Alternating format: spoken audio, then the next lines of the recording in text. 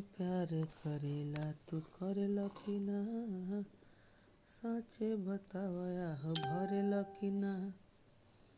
हमरो मन करेला लूट के माजा, तोहरो मन करेला कि ना। आवले चली तोहरा ओयो के कमरा में, खूबे मजा लेबे के रानिए के चदरा में। सबके हर हर महादेव, प्रणाम, गोड़ लागतनी आप सबके। रात के 12:07 होता और आप लोग जागल बनी। वाह, ये देखे खातिर तो हमने के लाई बनी ही जा कि के जागल बा। जय हो। आज सिर्फ सबके पहले नाम पढ़ो स्टार्टिंग से। अब्दुल खुदूस अंसारी जी हेलो। रोहित यादव जी जी। मंटू सिंह राजपूत जी हेलो। अब्दुल खुदूस जी hello hello hello. Himanshu ji hello hi. Santosh Yadav watching करतनी। विशाल रॉय जी हेलो। मंटू सिंह राजपूत जी जियो। अभिषेक हर हर महादेव, हर हर महादेव। संतोष यादव जी जय हो जय हो। सेलू भवारी सिंगर प्रणाम प्रणाम। अभिषेक बढ़िया बा। राहुल राज पांडे जी नमस्कार। अमरजीत यदुवंशी जी काल राहुल जी के गाना लिखल आ रहल बा ओयो के होटल में।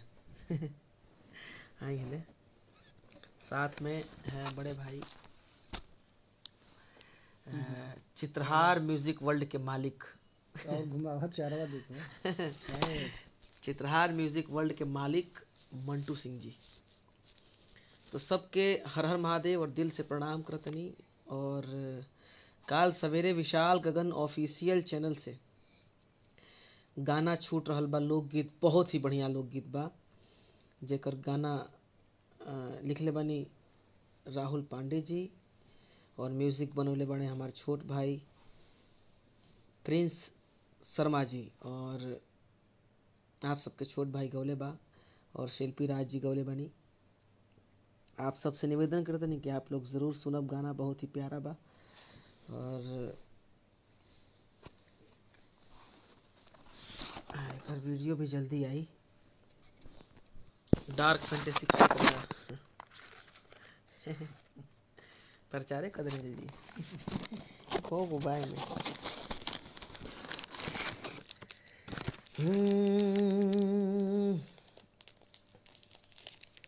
लड़की कहतिया कि हम प्यार करीला तू करेला कि ना, साचे बतावया हो भरेला कि ना। वाह।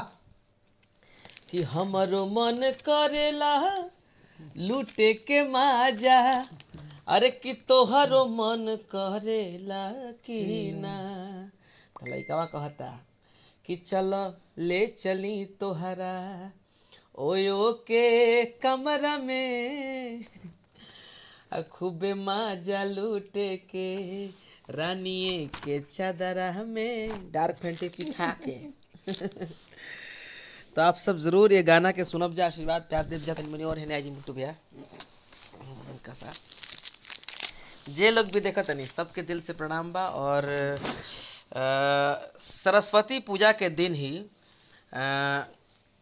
मंटू भैया के चैनल खुलल है, यूट्यूब चैनल, जोना कंपनी के नाम बा चित्रहार म्यूजिक वर्ल्ड। तो आप सब इस चैनल के सब्सक्राइब करी, लाइक करी, कमेंट करी, तो बेल आइकन घंटी जरूर दबाई। आप सबके आशीर्वाद प्यार मिली। बहुत जल्दी हमारा उस कंपनी से गाना भी आई। और तमाम भोजपुरी के जितना भी सिंगर बानी लो, छोट से लेके बड़ से लेके सब जी भी भोजपुरी के गवैया लोग, सबके गाना उस चैनल से आई आप सबके धीरे धीरे। तो अभी हमने एगो पार्टी से आवत सोचेंगे कि लाइव आ जाए आप सबके बीच में के जागल बा। और आप सबके बता दी कि हमार काल एगो सवेरे गाना छूट रहल बा, चलो ले चली ओयो के होटल में, विशाल गगन ऑफिशियल चैनल से। तो ज़रूर आप सब सुनब जाओ गाना के, अपन आशीर्वाद प्यार देव जा तो बहुत अच्छा लगी। जे जे भी लाइव देख रहा बा आप सबसे निवेदन करतनी, अपन छोट भाई समझत हो कब तो एगो शेयर ज़रूर मार देव, और विशाल गगन पेज के फॉलो करी, पेज बा हमार, और चैनल के सब्सक्राइब करल ना भूलब। हम पैसा थोड़ी मांगतनी आप सबसे आशीर्वाद में एगो चैनल के सब्सक्राइब मांगतनी, और कोनो बात नहीं है। और आप सब बानी तो हमनी अस कलाकार मार्केट में बा, आप सब नहीं की तो कुछ नहीं है। डार्क फैंटेसी खाते नहीं हम। ये है, कितने लोग पूछते हैं कि भैया आवाज़ कैसे बनेगा, तो ये डार्क फैंटेसी है, इसको खाने से आवाज़ मधुर होता है, मीठा होता है। इसके अंदर जो क्रीम होता है वो बहुत ही अच्छा लगता है, इसके अंदर जो ये ब्राउन कलर का है। सबके दिल से प्रणाम बा।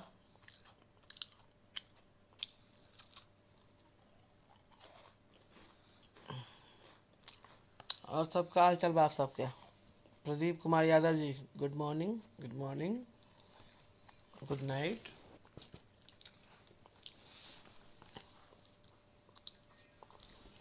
धीरज यादव जी, विकास तिवारी जी,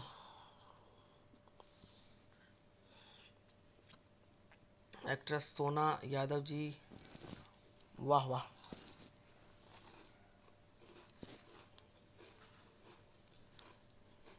ना मैच में ना आए रही।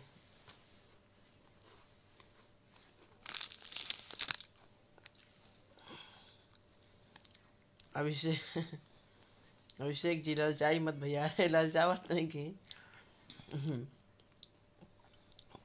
होटल में पैसा लागल बा तो ओकर मजा लेते नहीं जना हो। देखिए रूम में पूरा व्यवस्था बा, एकदम दिखल बा, कॉफ़ी शॉफी सब पी सकत नहीं जा। ओने कुल टोकरी में डार्क फैंटेसी रखल बा, कुल रखल बा तो कुल मजा लेता। होटल में इतना बढ़िया व्यवस्था बा तो मजा लेवे के चाहिए ना, फ्री में मिलता। फ्री में मतलब क्या, पैसा तो दिए बा, वही में इंक्लूड बा। तो काल सवेरे हमारे वो गाना रिलीज होता, हम प्यार करीला तू करेला कि ना, साचे बतावया हो भरेला कि ना, हमरो मन करेला लूटे के माजा, अरे कि तोहरो मन करेला कि ना। ये लड़किया कहले बिया, लड़का कहता कि चल ले चली तोहरा ओयो के कमरा में, खूबे माजा लूटे के रानिए के चदरा में। दाढ़ी मूछ तनी बन गई है, ऐसे कि बहुत दिन देखला हो गए हमारा के अपना आप के ए भेष में। तो अपन खेती बा, उजारत रहे के बा, उगावत रहे के बा। जल्दी आ जाई, तनकी से और खुटियाई तो सुगर लगी। और जिम टीम सब छूट गई बाजी। जे जे भी देखा था आप सबके प्रणाम करतनी, और जे जे भी बाद में लाइव हमारे देखी आप सबके भी हमारा तरफ से प्रणाम रही। और ये गाना के सवेरे 6 बजे विशाल गगन ऑफिशियल चैनल से रिलीज हो रहा बा। आप सबके आशीर्वाद प्यार के ज़रूरत बा, और आप सबके आशीर्वाद प्यार मिल जाई तो दिल गदगद हो जाई। तो बस यही आप सबसे दिली ख्वाहिश इच्छा बा। सिंगर मुन्ना मोहित जी, गाना मत गावा भैया, गाना चोरी हो जाई। चोरी होके के तो बहुत गाना हमारा चोरी भइल बा, लेकिन चोरी करने से क्या होगा, अपना टैलेंट नहीं निखर के आएगा। हमने के कभी भी अपन चीज गवले बने जा, और चोरी करे वाला चोरी करत रह जाई। आपन आपन होला, कहियो मंच पे भेटा जीव लथार देव जा। तो ये होला। कब रिकॉर्ड हुआ है, कब रिलीज होगा, सबका डेट है, कब मैंने गाया। तो चोरी करने से क्या हो जाएगा, किसी का भाग्य किस्मत नहीं ना छीन सकते हो।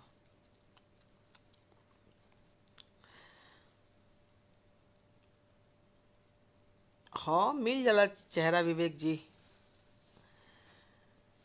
डायमंड स्टार ना है जी वो अंदीप बाबा वॉचिंग कर रहल बानी अंदीप जी।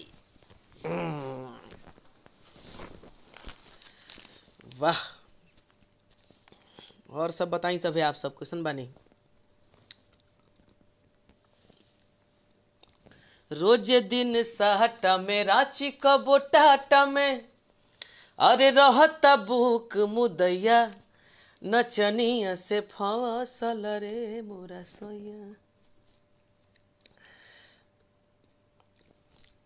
ऐसन बा विवेक भैया कि फ्रेंड रिक्वेस्ट एक्सेप्ट हम ऐसे नहीं कर पावत कि हमार 5000 लोग फ्रेंड्स पूरा हो चुकल बने। तो हमार पेज बा विशाल गगन पेज, तो आप वो पेज के फॉलो करी, तमाम अपडेट आप सबके मिलत रही हमार। और यह बात बा और कोनो बात नहीं है। और के कहता कि नीमन गाना मार्केट में ना बाजेला। हमारे विशाल गगन ऑफिशियल चैनल से वो गाना आई रहे म्यूजिक रिदम आदरणीय चाचा हमार अंजनी सिंह चाचा जी बजौले रही, तबला वादक भोजपुरिया सम्राट। बहुत ही बढ़िया। चली गई ल बहरा देवरू, चली गई ल बहरा देवरू, गवना कराही के तहिए से कनिया तहार रोवेली लुकाई के। चली गई ल बहरा देवरू, गुल गुल बिछवना छोड़ के सुतेली निखहरा, का जाने कौन रोग देके गईल बहरा, का जाने कौन रोग देके गईल बहरा। आवे विशाल चली, आवे विशाल चली, जई ह समझाई के तहिए से कनिया तहार रोवेली लुकाई के। चली गई ल बहरा देवरू, ओकरा बिना एको छान अब रहत नहीं खे, बाकिर पगली के कुछ बुझात नहीं खे। आवतड़ कई के नौकरिया जाके कीन लिह तू बजरिया। ये ऐसा एगो गाना बा जेकरा के भोजपुरी के ऐसा कोनो कलाकार निखन जे ना गौलस, तो ये अपन खेती है, एकरे के हिट कहल जाला। और भाई जी कहने की गाना चोरी हुई जी, गाना चुरा के क्यों कुछ कुछ कुछ नहीं कर सकत, करम थोड़ी ले जाएगा भाई मेरे। हम तो भोजपुरी में एगो ये बात कहिला, अपन मने एगो सोच बा कि जे जितना मेहनत करी, जो जितना मेहनत करेगा वो उतना आगे बढ़ेगा। किसी के काटने से कोई कट नहीं सकता, किसी के दबाने से कोई दब नहीं सकता जब तक वो नहीं चाहेंगे। तो आप सभी जितने भोजपुरी कलाकार हैं, आप लोग चुपचाप मेहनत करते रहिए, फल देने वाला देगा एक ना एक दिन ज़रूर। मेहनत रंग लाएगी। कुसुम रंग सड़िया राजा जी, ब्लाउज गो करिया राजा जी, जौना रंग के सड़िया ओही रंग के चूड़िया, अरे ले ले अइहा राजा जी ब्लाउज करिया, ले ले अइहा राजा जी ब्लाउज करिया। तोहरा शादी के कवा नो सगुन भेज दी, मेहदी कम परता त कह खून भेज दी। एगो गाना हम बहुत पहले मतलबी जी लिखले रहनी ह, त गौले रहनी ह कि पियावा से नीक बात कियावा हो, कबहू बीमार ना होला, रात भर करी तैयारिया हो, रात भर करी तैयारिया हो, तबहू तैयार ना होला, पियावा से नीक बात कियावा हो, कबहू बीमार ना होला। ये गाना बहुत बढ़िया रहे मतलबी जी लिखे रहनी हाँ, मतलबी भैया। और तमाम गाना विधाता बलराम जी लिखत तनी। दिलवा में सपना हो गोरिया हो है, दिलवा में सपना हजार काहे होला, प्यार कौन चीज हटे प्यार काहे होला। ये गाना तो एकदम तिवारी राजन जी एकदम आ जाई, तनी मनी ढेर दिन हो गए रहे छिलवैला, ठीक है भाव। ऐसे छिलवा लेनी हो। आपन खेती हो, जब मन तब छिले के बाद, जब मन तब उगावे के बाद, टेंशन नहीं खे, तुरंत आ जाइए। हम जानते नहीं आप सबके, आप सब हम कितना कहत नहीं, तो खातिर दिल से धन्यवाद बा। और आप सबके बीच में ज़रूर फिर से वह पुराना लुक में आई जी। मंटू सिंह जी ये थोड़ा याद नहीं खे कैसे दो बाहो लस कौन मतलब बताएं? लस याद नहीं खे परत जी गनवा।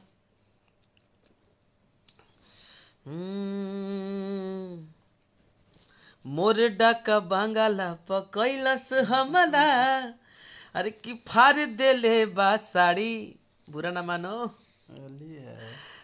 अरे की देवरवा रंगलस रंगलस रंगलस रंगलस, देवरवा रंगलस दुपलिया केवाड़ी, देवरवा रंगलस दुपलिया केवाड़ी। नैनवा नाचेले, अरे नैनवा नाचेले, नैनवा का मांगेले, त नैनवा मंटू सिंह ऐसन भतार मांगेले। जय हो। रहे के ना रहे घरवा पिया, तका लैल हमके गवानवा। विवेक बिहारी जी। दुख के दुश्मन बन के सही, सुखे भइल बा सपनवा, अरे बिरह के भगिया में अगिया लगवल, हो जराई रे गइल ना, बिरह के भगिया में अगिया लगवल, हो जराई रे गइल ना, हो पराई रे गइल ना, के आहे रामा कवन सवतिया, परलू भाई रे गइल ना। ये गाना हमार जिंदगी के पहला गाना है, जकरा से हमार लाइफ के शुरुआत भइल। और पहिल के एल्बम आप सबके आशीर्वाद प्यार से, जकरा में प्यार कौन चीज हटे प्यार काहे होला रहे गाना, सुपर हिट गाना। ओकरा में एक और गाना रहे, कैल बियाह बाबू काहे के हमार लड़की बचनी से, आई हो दादा राते मरले बिया मथनी से। ओकरा बाद कुल तमाम गाना अइसन जैसे कि बहारा भतार घरे बढ़िया सुतार रस लूटे देवरू, अरे ओ खरी में डाल के मुसर हो आवना धान कूटे देवरू। मैं इहो करानी हाँ। हाँ कौन दो है गाना हो कि ए रजऊ पिलुआ परो जवानी में। बहुत बढ़िया बढ़िया गाना जैसे कि सुकावा सोमार के बोलाई के नाइलू, हमारा सयारी में गदारी काहे कैलू, बीत गइल उहे अतवार, बीत गइल इहो अतवार, ए बाबू बोलह ना, ए बेबी बोलह ना, ए बबुनी बोलह ना, बड़ुए तोहार का विचार। अरे कि चोली में रंगवा कमल बास डली है, लहंगा में लौंगड़ ब्यास डली है, अरे कि होलिया में ढोढ़िया पचले, गोदी के गोदनवा है आहे, अरे कि हिती चू की हितावा के दीदिया, अते गो जुबनवा। गगन भैया मंटू भैया कुछ लिखे का के हजी विशेष आशिक जी। जय हो राकेश यादव धुरान जी, जय हो राहुल जी बेंजू, प्रणाम प्रणाम प्रणाम। छोटू बिहारी जी हरिओम हरिओम। विक्की तिवारी जी एकदम हो जाएगा सर, हो जाएगा। मंतोष सिंह जी, विवेक बिहारी जी, बबलू विश्वकर्मा जी। लहंगा में रंग बबलू रिमिक्स डली है, बाकी 120 कुछ खास डली है। तो ढोढ़ी में ओम प्रकाश डली है, बाकी लहंगा में लौंगड़ कि लहंगा में बबलू रिमिक्स डली है। बड़े दिन हो गए मिल्ला जी, बबलू जी, मिलल जी कहियो बनारस आवत तो। आप सबके दिल से प्रणाम करतनी। तमाम गीत बड़ी संग कितना, जैसे कि मेहंदी महावर छूटल नहर दी, चल जई बबिहने सैया कसिए के बरह दी, उठी तनी बोली बतियाली राजा जी, आज भर गोदिए में सुताली। सब गाना कभी पुराना नहीं हो सकता ये गाना। और चली गई ल बहरा देवरू, ई अंजनी सिंह चाचा जी हमार जुड़ गइल बानी। ई गाना उहे के बजावल ह। हमार बाबूजी जब गावत रहनी ह तब यहाँ के बजावत रहनी ह। और आज सौभाग्य बा हमनी के कि आज भी उहे जवानी बा, उहे मोछ पर पानी बा, उहे गोराई बा। तो चली गई ल बहरा देवरू, अरे गवना कराही के तहिए से कनिया ताहार। अंजनी चाचा अरे रोवेली लुकाई के, चली गई ल बहरा देवरू। अरे कि गुल गुल बिछवना छोड़ के सुतली निखारा, का जाने कवन रोग देके गईल बहरा। अरे कि का जाने कवन रोग देके गईल बहरा। आवए विशाल चली, आवए विशाल चली, जई ह समझाई के तहिए से कनिया ताहार रोवेली लुकाई के, चली गई ल बहरा देवरू। आ जल्द ही भैया ई पूर्वी आ रहल बा आप सबके बीच में, और एगो निर्गुण आई, वो सब नइखे भुलावे के। वो सब गीत हमने के चैतो हो गइल बा, सब अंजनी चाचा जी के बजावल बा। पूर्वी, निर्गुण, चैता, तमाम एक एक से गीत बड़ी सं। अभी भी चैता आवे दी, विशाल गगन ऑफिशियल चैनल से चैतो आप सबके बीच में आई। बढ़िया बढ़िया गाना गवल बन चैता में, और बहुत ही बढ़िया वादकी भइल बा। अब कहे के का बा यहाँ के।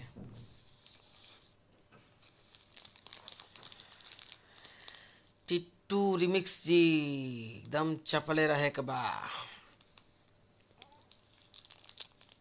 Bablu Vishwakarma ji nice, thank you thank you thank you. आप सबके दिल से प्रणाम बा।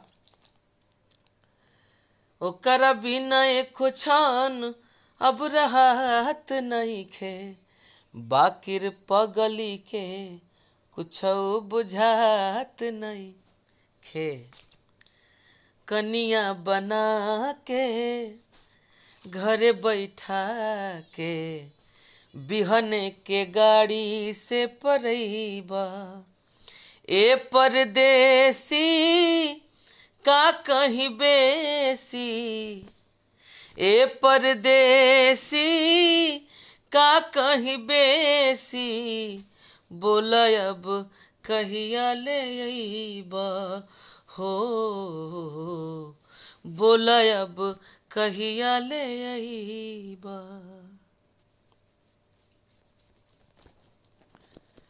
सबके जे भी देखा था आप सबके दिल से प्रणाम करतनी। और हमरा ये बुझाता कि 12:30 हो गए, आप सब इतना लोग जागल बनी। कम बड़ बात नहीं खे। तो आप सबके खोली तो के हो, आइए आइए। देवकांत जी आप लोग को रात में भी नींद नहीं लग रहा क्या?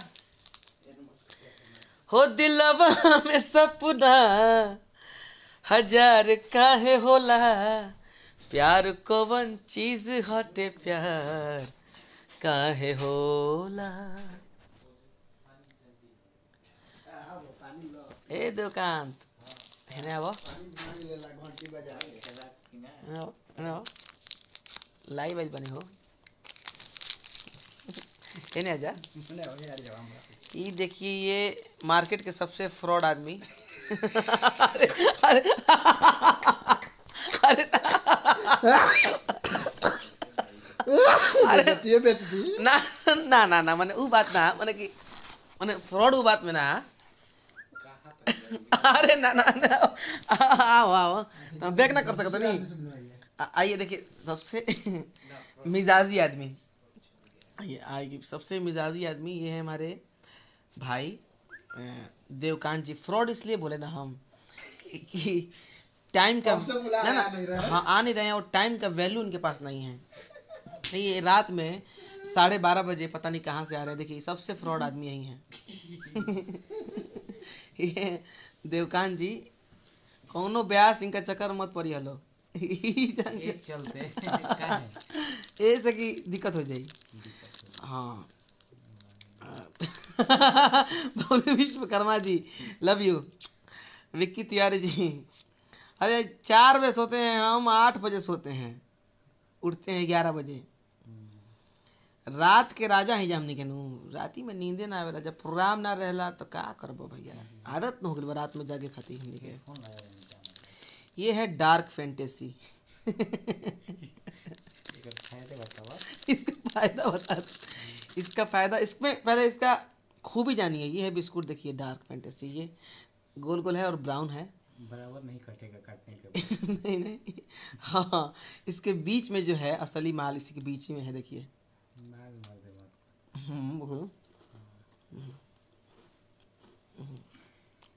मार्केट के सबसे फ्रॉड आदमी है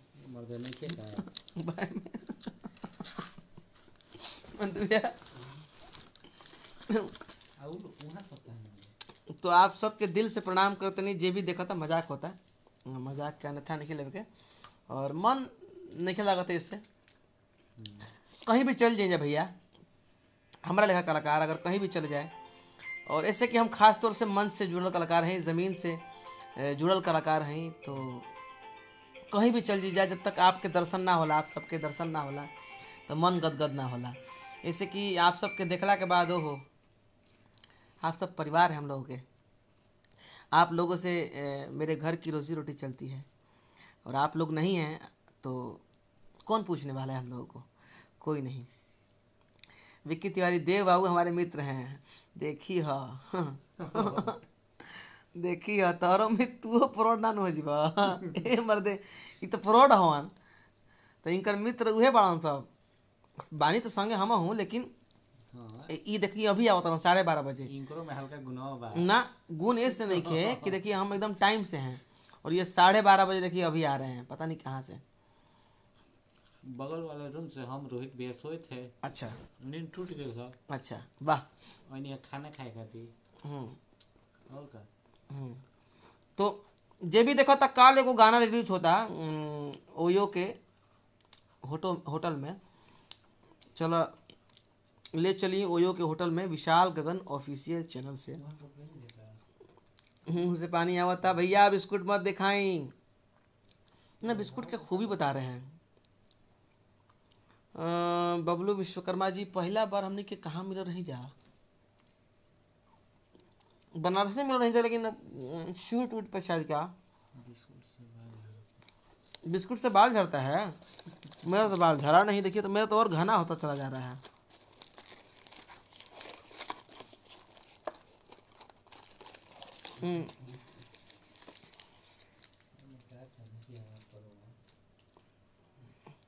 वाह वाह सोनू सिंह परमार जी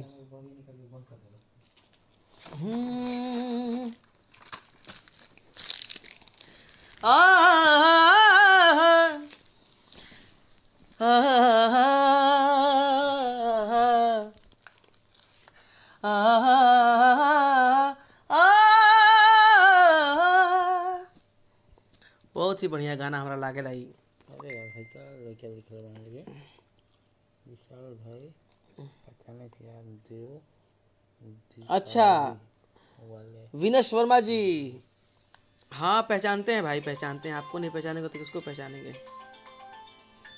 हम प्यार करीला तू करेला कि ना। साउंड कम करो भैया। हम प्यार करीला तू करेला कि ना, अरे की साचे बतावया हो भरेला कि ना, अरे की हमरो मन करेला लूटे के माजा, अरे कि तोहरो मन करेला कि ना।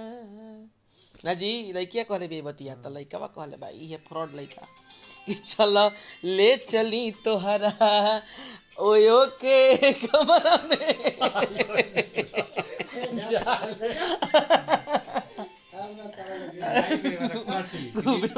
जलेबे के रानिए के चादरा में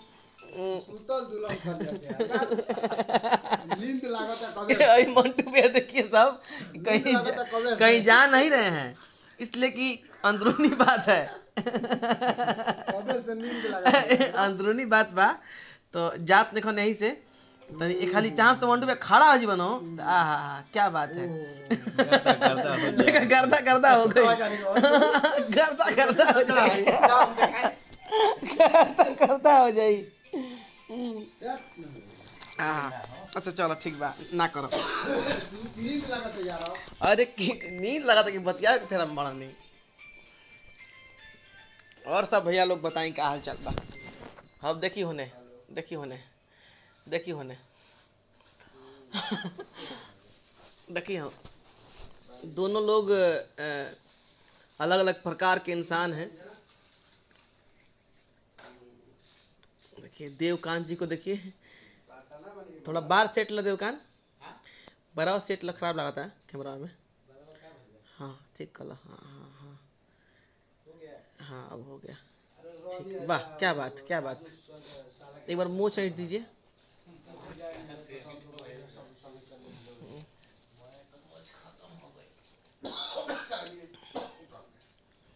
चलिए भैया, तो आप सबके समय लिहनी इतना क्षमा चाहते नहीं। बस आप सबसे निवेदन करते हैं कि काल हमारे को गाना विशाल गगन ऑफिशियल चैनल से आवता, तो आप सब ज़रूर देखा और अपन आशीर्वाद प्यार दी।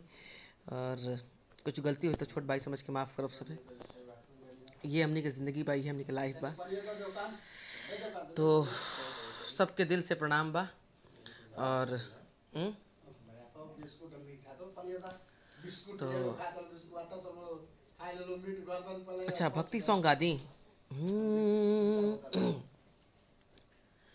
सरगम सजा दे मैया और असरे में बानी हो आहे, बीणवा बजावत आवा सरदा भवानी हो आहे, बीणवा बजावत आवा। बानी अज्ञानी ज्योति ज्ञान के जराई द, बुद्धि विद्या देहु मोहे भगिया जगाई द, अरे कि गुनावा से भरी दे मैया मोरी जिंदगानी हो आहे, अरे बीणवा बजावत आवा सरदा भवानी हो आहे। क्या मंटू भैया, मंटू भैया, ए मंटू भैया खड़ा होकर, ए मंटू भैया खड़ा होकर, खड़ा होकर तो निकली।